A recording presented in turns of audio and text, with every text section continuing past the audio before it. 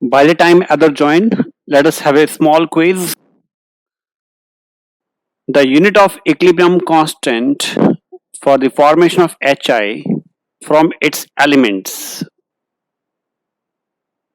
What's the answer? All of you work upon this. The unit of the equilibrium constant for the formation of HI from its elements. Purvi says no units. Okay. Bhavneet also say no units. Okay. Fine. This is my equation here. H2 plus I2 in equilibrium with the 2HI, right? H2 plus I2 to give 2HI. Okay. So if I write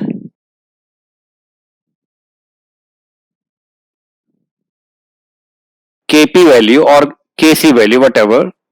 So pressure of Hi to the power 2 and pressure of H2 into pressure of I2. So it is a atmosphere square upon atmosphere into atmosphere. That is again no units. Getting me, everyone? So it should be no unit. Okay, now go for this question. Work upon this question now. Purvi says 0.1. Okay. Everyone take part here. Yes, Krishna? Yeah. So I told you if for the forward reaction is 100, then the backward reaction will be 1 upon K. Right. So I'll say this is 1 Kc. अगर reaction को reverse कर देंगे तो backward reaction will be 1 upon K. 1 upon K means 0.01. Right. That's a property of the equilibrium constant.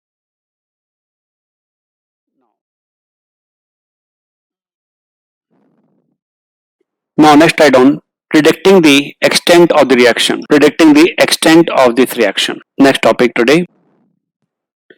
Extent means कितना reaction forward में है, means 30% forward है या बैक 40% फॉरवर्ड में है या 80% बैकवर्ड फॉरवर्ड में है. So that is meaning the extent of the reaction, right. So the magnitude of Kc and Kp is directly proportional to the extent of the reaction. More the Kp value, more the Kc value, उतना ज्यादा product concentration का product का value ज्यादा होगा और Kc का value extent भी forward में ज्यादा होगा. Understand here? Suppose I say A to in equilibrium with the B. I can write the Kc value is equal to B upon A. जितना ज्यादा B का वैल्यू होगा हम कहेंगे उतना ज्यादा रिएक्शन फॉरवर्ड में एक्सटेंडेड है. It means more the Kc value, more is the extent in the forward direction. So this Kc value tells you about the extent of the chemical equilibrium reaction. So write down the statement here. The Kc value is directly proportional to the concentration of the products and inversely proportional to the concentration of the reactants. Reactant कम होना चाहिए तब Kc का value ज्यादा होगा और extent forward में ज्यादा होगा, right. Note down all this, right in the chat अगर हो गया तो. Okay. Now if Kc value is very large, it means reaction is almost to completion. Write down here, if Kc is very large. See here, the Kc value is equal to the product upon reactant. If Kc value is very large, it means product is very large and reactant is very less. It means the almost all the reactant is converted into product. So more the Kc value, more the extent of the reaction. If the Kc value is very large, it means the reaction is almost near to completion. Note down this value. If the Kc value is greater than 10 to the power 3, then the product dominates over the reactants. If Kc value is greater than 10 to the power 3, then the product concentration is more than that of the reactant, or I can say it is more in the forward direction and less in the backward direction. You can ask me any question if you find any difficulty. If Kc value is very small, it means reaction has not even started. A very small amount of the reactant is converting into product. अगर Kc का value कम है, इसका मतलब product का value कम है. It means most of the thing, most of the equilibrium is towards the reactant. It is not towards the product. If the Kc value is very small, it means reaction rarely proceeds. Yes. Why we took 10 raised to power 3 in the second point? I'll explain the second point. Wait. एक हम number graph create करते हैं. Kc value if it is more than 10 to the power 3, 10 to the power 3 or more than that, any value. So Kc value is equal to basically product upon reactant. और अगर ये Kc का value 10 to the power 3 के equal आ गया, इसका मतलब है कि प्रोडक्ट का concentration 10 to the power 3 into reactant है. It means it is almost 1000 times than that of the reactant. It means reactant is converting into product और प्रोडक्ट का जो अमाउंट है वो रिएक्टेंट के कंपैरेटिवली 1000 टाइम ज्यादा हो चुका है. It means reaction is more in the forward direction and very less in the backward direction. Is that clear, Vanshika? Yes, sir. Right. Now, similarly, if the K value is very less, let it be 10 to minus 3. It means अभी यहां पर reactant product में convert होना बहुत कम शुरू हुआ होगा. So we can say here the product dominates over the reactants and here the products are less as compared to the reactant. जब ये वैल्यू यहां पर होगी, बीच में कहीं पर होगी, then the reactant, the Kc value is almost equal to 1 somewhere, the product is equal to reactant here, value is equal to 1. तब वहां पर प्रोडक्ट और रिएक्टेंट का कॉन्सेंट्रेशन इक्वल होगा, मींस इक्विलिब्रियम होगा, but at that point the product concentration and the reactant concentration will be almost equal. Am I clear? Right. So if the Kc value is very small, it means reaction rarely proceeds. These are the general properties of equilibrium constant and Kc value हमें reaction के extent को depict कर सकता है. More the Kc value, more is the extent in the forward reaction. If the Kc value is 10 to minus 3 or less, it means reactant concentration is more than that of the product concentration. Note on this point. If the concentration is, or कैसे, if the Kc value in दोनों extremes के बीच में है somewhere, between 10 to the power minus 3 and 10 to the power 3, it means both the concentration of reactants are almost equally present. Both are present and they have a significant amount. Maybe 30-70 ratio, maybe 80-20 ratio, maybe 60-40 ratio, whatever. The concentration of reactant and products are there, but more the K value, more is the extent in the forward reaction. Next, write down. Here I have this question. Comment upon this. Yes. What do you say about this? So the value of Kc is very large. Is to power 3. So the reaction will proceed to the forward and more water molecule. Okay. It means it is more towards the product formation and less toward the reactant formation. It means it is more amount of water will be found, but backward action will be very less because the Kc value is very high. Am I clear to all? Yes, Vanshika. Extend the forward action is more. Reaction goes to completion because the Kc value is very large. That's what we can conclude about this. Reaction nearly goes to completion as Kc is very large. As Kc value is very large. The reaction nearly goes to completion as Kc value is very large. Am I clear? Everyone? Right. Read this equation and answer is very clear. If the Kc value is very large, it means the extent of the forward reaction is very large. It means almost H2 and Cl2 is now completely consumed, almost completely consumed, and maximum amount in the reaction chamber we will have only HCl, but we will have H2 and Cl2 also, but in traces. बहुत कम amount में होगा. Because the Kc value is too large. More the Kc value, more is the extent in the forward reaction. Am I clear? 10 to the power 3 से कोई भी value ज्यादा होती है, it means the product is more towards the product side. Okay, अब आपको मैं comparison देना चाह रहा हूं. यहां पर है पावर 10 to the power 31 और प्रीवियस वाले क्वेश्चन में थी 10 to the power 47.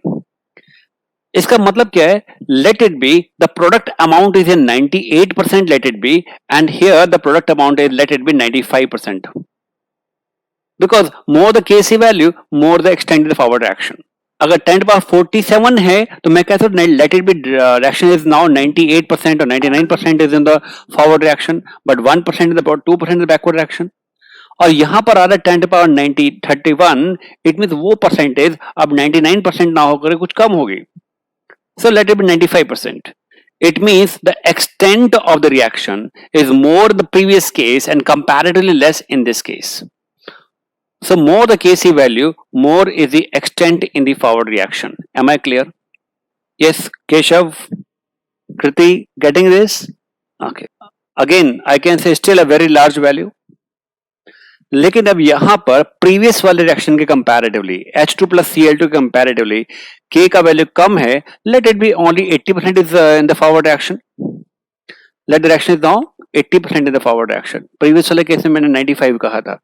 So more the Kc value, more the extent in the forward reaction. Again, same thing is coming now. Okay. Now, question is now clear. पहले तीन value याद कर लो जरा. तीन वैल्यू नोट करो जरा. कौन सा है? फर्स्ट केस मैंने दिया 10 to power 47. सेकेंड केस में दिया 10 to the power 31. और थर्ड केस में दिया मैंने 10 to the power 18. बाकी सात. ठीक है. My question is now, what is the decreasing order of the coefficient? What is the decreasing order of the reaction completion in the above three questions 1 to 3? So A में first वाले case में 10 to the power 47 था. Second वाले case में 10 to the power 31 है. और third वाले case में 10 to the power 18 है. More the Kc value, more is the towards the completion. Towards the completion. It means A greater than the 2, 2 greater than the 3. Right? So answer should be here 1, 2, 3. Do you find any difficulty in understanding this equation? Maximum completion आ रही है in case of the 10 to the power minus 10 to the power 47.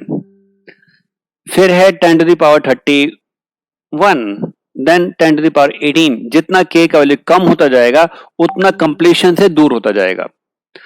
Right? Then मैंने कहा था कि यहां पर ये value 98% completion पर है तो 95% कंप्लीशन पर, तो यहां पर हो सकता है कि वो 80% कंप्लीशन पर हो. Greater the Kc value, more close is towards the completion. Am I clear? Yes sir, पिछले वाले जो हमने रिएक्शंस देखे थे सारे एक टेम्परेचर पे नहीं है, कोई 500 केल्विन पे. बिल्कुल ठीक है, बिल्कुल ठीक है. हम यहाँ पर टेम्परेचर डिपेंडेंसी की नहीं बात कर रहे हैं, हम Kc के वैल्यू पर डिपेंड कर रहे हैं. मैं उनका रेट ऑफ रिएक्शन नहीं देख रहा हूं, मैं उनका एक्सटेंट ऑफ रिएक्शन देख रहा हूं. और extent of reaction Kc value पर डिपेंड करता है. Of course you are right at certain point कि अगर हम टेम्परेचर इसका भी बढ़ा दें, तो इसका 500 कर दें तो इसका भी एक्सटेंट बढ़ जाएगा. You are right, you are right. But इस समय मैं कहूंगा इस रिएक्शन पर इसका एक्सटेंट एक लेवल तक जा रहा है, लेट इट बी 80%. और इस केस में जो प्रीवियस रिएक्शन किया है ये भी 300 केल्विन पर है. देखो जरा यहाँ पर, तो यहाँ पर उसी टेम्परेचर पर इस रिएक्शन का वैल्यू 10 पर 31 है, तो हम कहेंगे इसका एक्सटेंट ऑफ रिएक्शन ज्यादा क्लोज है टुवर्ड्स द कंप्लीशन. लेकिन अगर मैं पहले वाले रिएक्शन को देखता हूं, ये वाला रिएक्शन, तो यहां पर 10 to the power 500 केल्विन पर है. तो पॉसिबल है कि इसका Kc वैल्यू भी ज्यादा होगा. You are right. More the Kc value, more the temperature, more is the extent of the reaction. It means, अब हमने कल डिस्कस किया था कि endothermic reactions are favoured by the high temperature. So all the three reactions are endothermic. अगर मैं temperature बढ़ाता हूं तो एक्सटेंट ऑफ रिएक्शन भी बढ़ेगा. तो 300 से अगर हमने 500 केल्विन कर दिया है तो एक्सटेंट फॉरवर्ड में बढ़ेगा, तो Kc भी बढ़ेगा. You are right. ठीक है पूर्वी, यू राइट. गेटिंग मी पूर्वी? 300 केल्विन पर दूसरे रिएक्शन का जो मैंने और कोई रिएक्शन दिया है उसका पावर आ रहा है यहां पर 10 to the power 31. ठीक है. अगर मैं इसी रिएक्शन का जिसके लिए ये वैल्यू दिया हुआ है H2 plus Cl2, उसका भी मैं टेम्परेचर बढ़ा देता हूं तो इसका वैल्यू भी यहां पर इंक्रीज हो जाएगा, कुछ ना कुछ 31 से ज्यादा होगा. लेट इट बी कंपैरिजन लेके चल रहा हूं, लेट इट बी 39. तो more the temperature, more the Kc value and more is the extent in the forward reaction. Temperature बढ़ाएंगे तो Kc बढ़ रहा है. That means the reaction is endothermic. That means reaction is endothermic. Endothermic reaction के लिए temperature बढ़ाने पर extent increase करता है. That what we concluded yesterday from the Clausius-Clapeyron equation. And exothermic reactions are favored by the low temperature. Right? Till now any doubt anyone? Okay. अब यहां पर हमने लिया decomposition of water 10 to the power minus 48. It means H2O decomposing to give H2 plus O2. ये reaction has not even started or very less amount of the H2 and O2 is formed. Even at 500 Kelvin अगर हम water को heat कर देते हैं तब भी उसका डिकम्पोजिशन बहुत कम होता है, because its Kc value is 10 to the power minus 48. See the minus 48. So smaller the value, the Kc is very small, negligible. This indicates the water is highly stable towards heat. Its decomposition is very small. Thus the reaction may proceed rarely. Am I clear? Now say this reaction. अभी भी value यहां पर है 10 to the power -3, लेकिन मैं previous वाले case के comparison में देखूं जहां पर 10 टू द पावर -48 था वाटर वाले केस में, तो उसके कंपैरेटिवली इसका एक्सटेंट फॉरवर्ड में ज्यादा है as compare the previous one, the decomposition of water, right.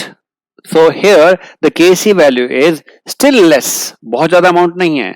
It means it is the NO2 is now some amount formed, लेकिन वो बहुत कम है as compared to the reactant. So Kc value is appreciable and lies in this range. It means both the reactant and reactant products are existing and they are in the state of equilibrium. They are in the state of equilibrium. That what I told you about the state of equilibrium. पर Kc का value इस range में आता है 10 to the power -3 or 10 to the power +3, then the system is in the state of equilibrium. Next, write down dependence of the extent of the reaction on Kc. Dependence of extent. See, very simple. If the Kc is very less, negligible amount, right? If the Kc value is somewhere in between, then both the reactant and the products are formed at the stage of equilibrium. If the Kc value is very large, it means in that case what will happen, the reaction is almost gone to the completion. So in this range of 10 to the power -3 and 10 to the power +3, in this range we have appreciable significant amount of the reactant and the products. Both are present at the stage of equilibrium. Am I clear? Now again, ये मैंने कल point discuss किया था between the Kc and Qc. Last time we discussed about the Qc. What is that Qc? Anyone can tell me what is the Qc? Sir, reaction quotient is defined for reversible reactions. जब एक आगे reaction completion की तरफ proceed करने के लिए फिर एक टाइम पे आके रुक जाता है और फिर बैकवर्ड में शुरू हो जाता है, रिएक्शन क्वेश्चन डिफाइन करता है. A to give B और ये रिवर्सिबल रिएक्शन है लेकिन अभी ये इक्विलिब्रियम अचीव नहीं किया है, तो उस समय पर B और A का कॉन्सेंट्रेशन का जो रेशियो है that is about the equilibrium reaction coefficient. ये रिएक्शन अभी इक्विलिब्रियम पर अचीव नहीं हुआ ही नहीं है. रिएक्शन इक्विलिब्रियम को अचीव नहीं किया है. It mean it is still going in the forward reaction, और जब एक पर्टिकुलर अमाउंट बी का बन जाएगा उसके बाद में ये रिएक्शन बैकवर्ड में आना शुरू होगा. सो अभी जब ये इक्विलिब्रियम पर नहीं आया है तब उस समय पर जो कोएफिशिएंट है, रेशियो है बी अपॉन ए का, प्रोडक्ट अपॉन रिएक्टेंट का, that is called as a reaction coefficient. जब इक्विलिब्रियम पर आ जाएगा तो उस केस में बी अपॉन ए का value eight the stage of equilibrium वही हो जाएगा Kc. इट मींस अगर Qc का वैल्यू लेस देन Kc है तो अभी रिएक्शन इक्विलिब्रियम फॉरवर्ड में प्रोसीड करेगा, तब तक फॉरवर्ड में प्रोसीड करता रहेगा जब तक ये रेशियो इक्विलिब्रियम कांस्टेंट के इक्वल नहीं आ जाता, राइट. और इक्विलिब्रियम आने के बाद में, जब इक्विलिब्रियम आ गया उसके बाद भी अगर रिएक्शन फॉरवर्ड में चला जाए तो ये डोमिनेट, ये ज्यादा हो जाएगा. तो Qc का वैल्यू अगर Kc से ज्यादा हो जाएगा then again the system will go in the backward reaction to attain the state of equilibrium. Again the state of equilibrium. So if Qc is less than Kc, then the reaction will proceed in the forward reaction. If Qc is greater than Kc, the reaction will go in the backward reaction. अगर Qc और Kc दोनों बराबर आ जाते हैं, in that stage the system is in the state of equilibrium. Am I clear? So to decide the prediction of the reaction apart from Kc, we need reaction quotient. What is this reaction quotient? It is similar to expression of the Kc, when RF is not equal to RB, when rate of reaction is not equal to rate for the backward reaction, it means अभी equilibrium achieve नहीं हुआ है. When rate of forward reaction is not equal to rate for the backward reaction. Note down this definition. It is similar to Kc expression, accepting that the Kc, for Kc, RF is equal to RB, whereas for QC, RF is not equal to RB. Ratio वैसा ही है जैसे पहले ले रहे हैं equilibrium constant में, लेकिन वो रेशियो अचीव होता है स्टेट ऑफ इक्विलिब्रियम पर, और जब इक्विलिब्रियम अचीव ना हो then the ratio is called as a reaction coefficient. Note down this definition. For general reaction A plus B to give C plus D, ये एक general reversible reaction है. And for that if I right product upon reactant QC, product upon reactant, ये लग रहा है जैसे कि KC लिखा होगा, लेकिन मैं ये कह रहा हूं कि अभी हमारा इक्विलिब्रियम अचीव नहीं हुआ है.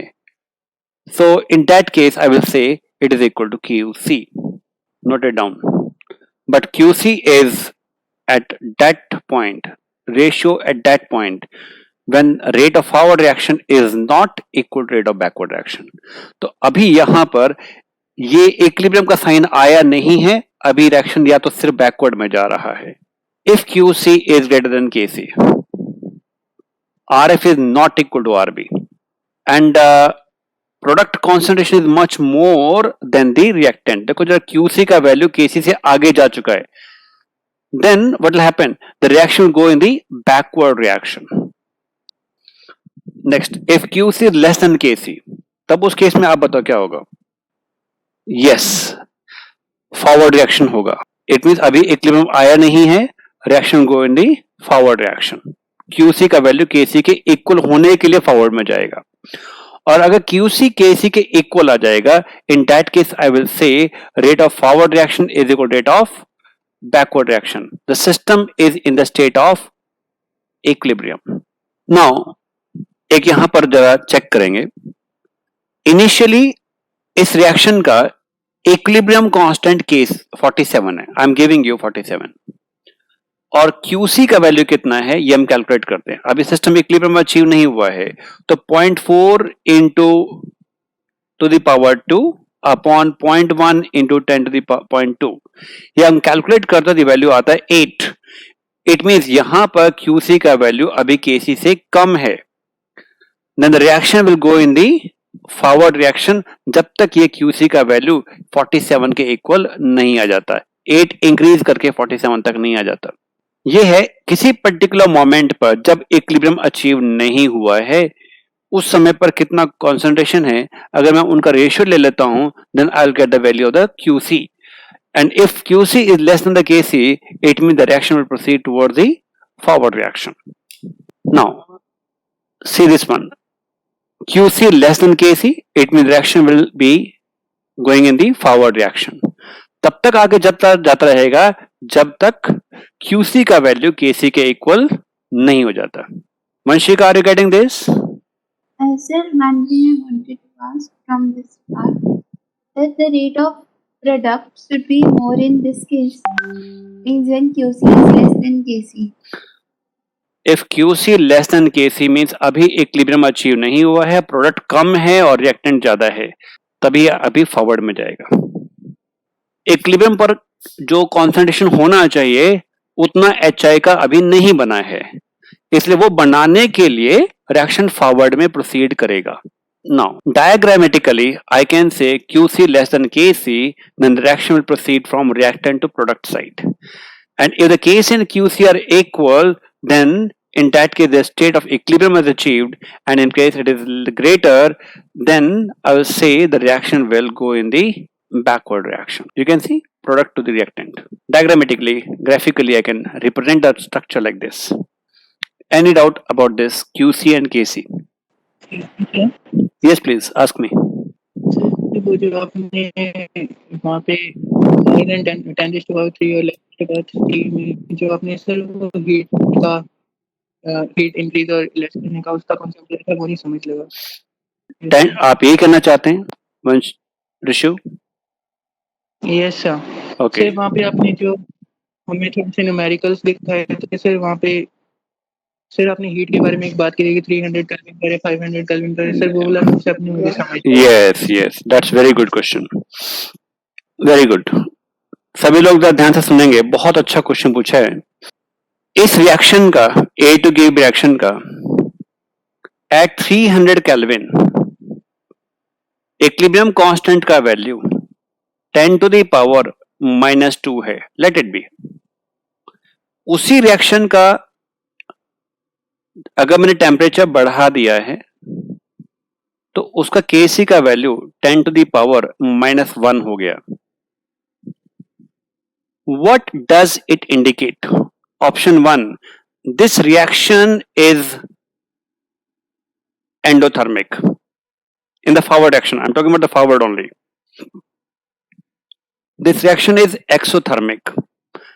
This reaction is non-thermic or cannot be predicted.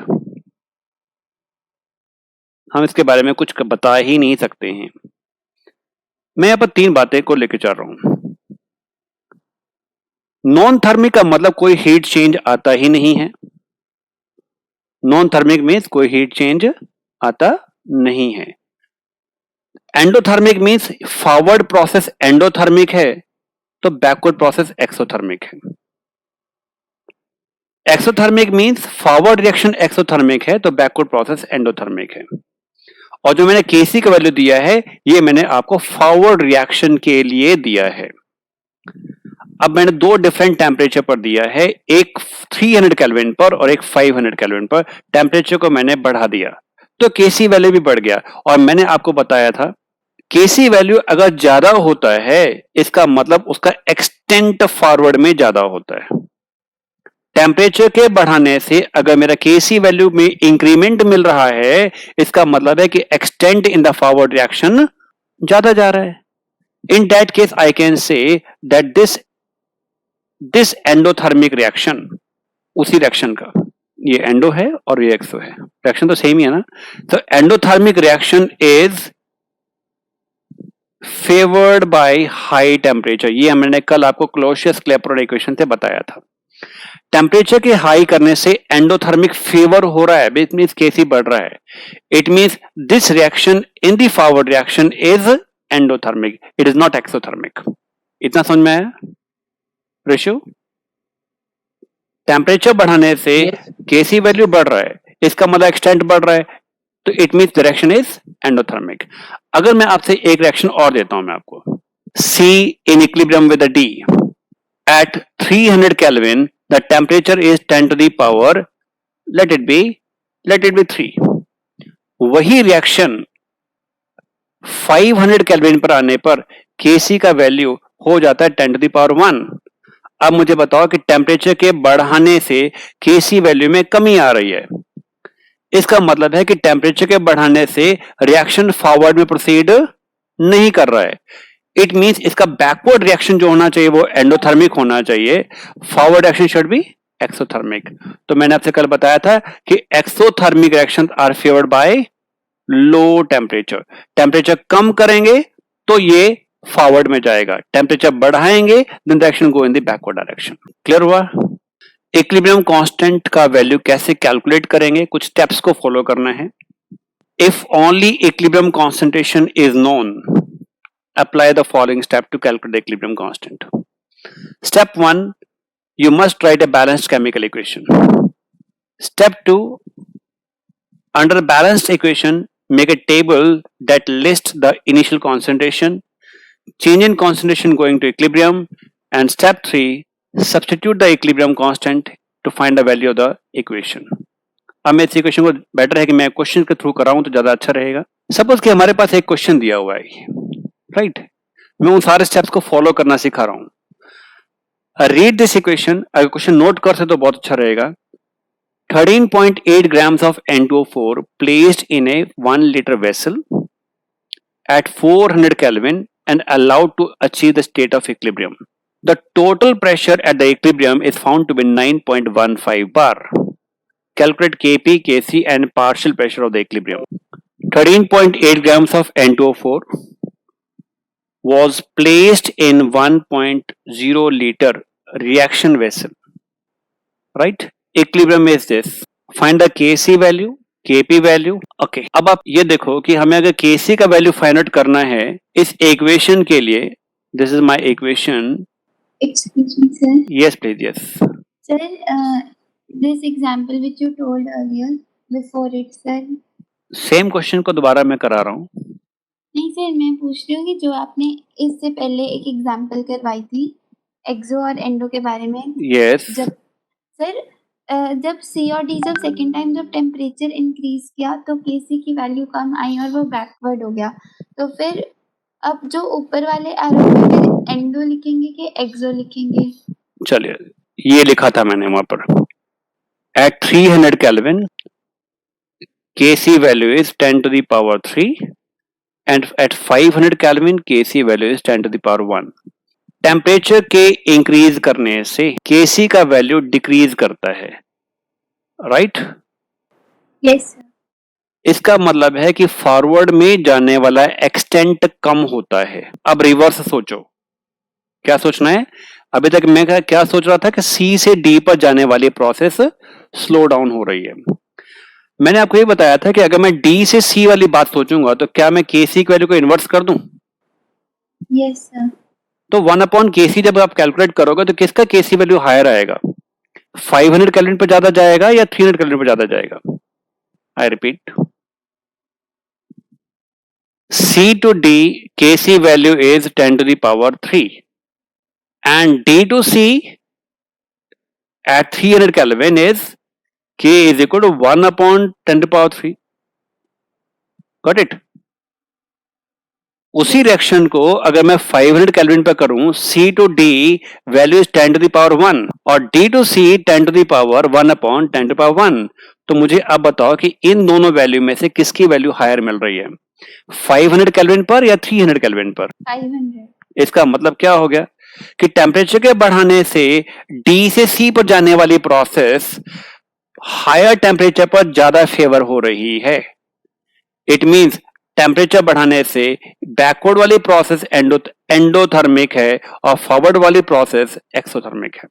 Because endo is favored by high temperature. Very good, that's what I want to say. पहले एक बार क्वेश्चन नोट कर लो, बेटर रहेगा क्वेश्चन आप नोट कर लेंगे, फिर मेरे को कराना इजी हो जाएगा, मेरे लिए कराना इजी हो जाएगा और आपको समझना भी इजी हो जाएगा. आपके पास सारे डेटा अवेलेबल होंगे. आपको पहला वर्ड कैलकुलेट करना है केसी. केसी कैलकुलेट करने के लिए आपको क्या चाहिए? कॉन्सेंट्रेशन चाहिए प्रोडक्ट के और रिएक्टेंट के. इट मीन्स हमें यहां पर कॉन्सेंट्रेशन चाहिए NO2 to the power 2 और नीचे रिएक्टेंट चाहिए N2O4.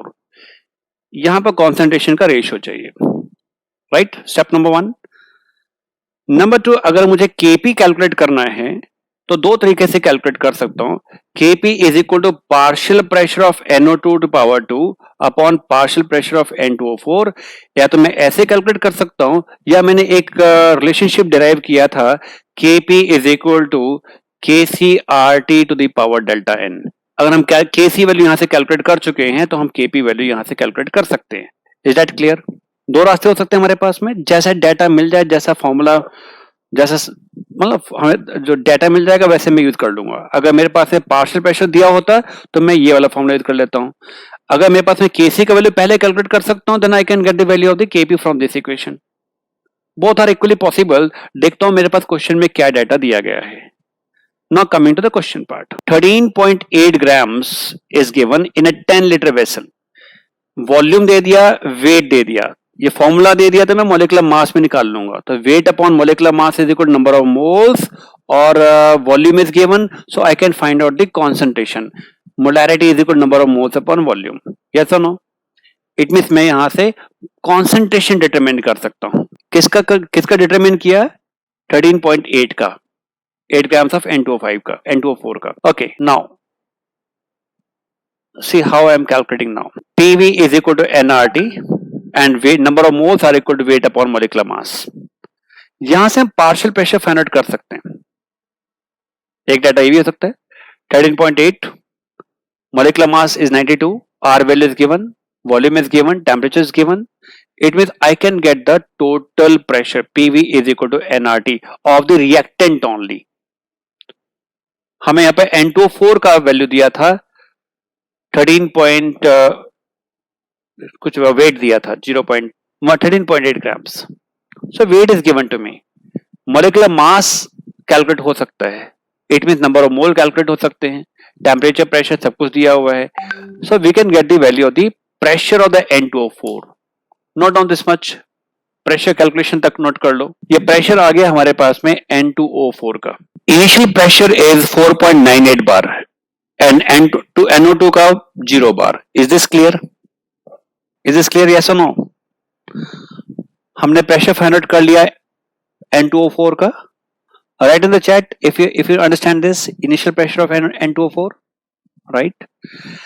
अब इक्विलिब्रियम प्रेशर पर इस प्रेशर में से कुछ प्रेशर कम हो जाएगा. Let it be x bar has gone and the 2x bar of NO2 will be formed. Is that clear? x and 2x. कल मैंने बताया था कि अगर 1 मोल ऑफ N2O4 खत्म होता है तो 2 मोल ऑफ NO2 बनता है. जितना प्रेशर N2O4 का कम होगा बिकॉज उसका अमाउंट कम होने वाला है तो उतना का डबल प्रेशर NO2 का बनेगा. सो x and naught is 2x. Hence the total pressure will be sum of the two. And we are given the total pressure is equal to 9.15. अगर क्वेश्चन में जाकर देखो तो हमें टोटल प्रेशर दिया हुआ है. It means I can find out what is the value of the x. What is the value of the x? कितना प्रेशर खत्म हो रहा है.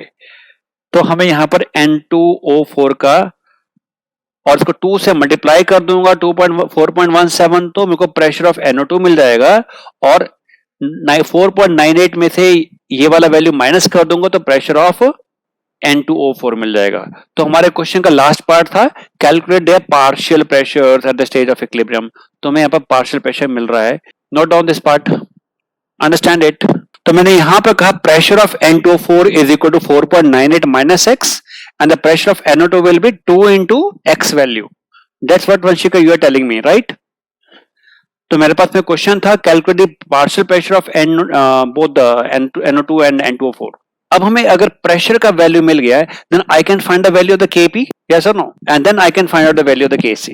मैंने आपको ये दो फॉर्मूला बताए थे उस समय पर कि मेरे को इनकी जरूरत पड़ेगी. Only what I had done in the beginning is I have found out the partial pressure of NO2 and N2O4. ले सकते हैं डेल्टा n क्या है? What is delta n is the change in number of moles. जैसे कि आपको equation दिया है N2O4 gas in equilibrium with 2NO2 gas. So delta n is equal to number of the moles of the product minus the number of moles of the reactant. Here I have a 2 minus this is 1 and it is equal to 1. This is the delta n. Delta n is a change in number of moles. I hope it's very clear.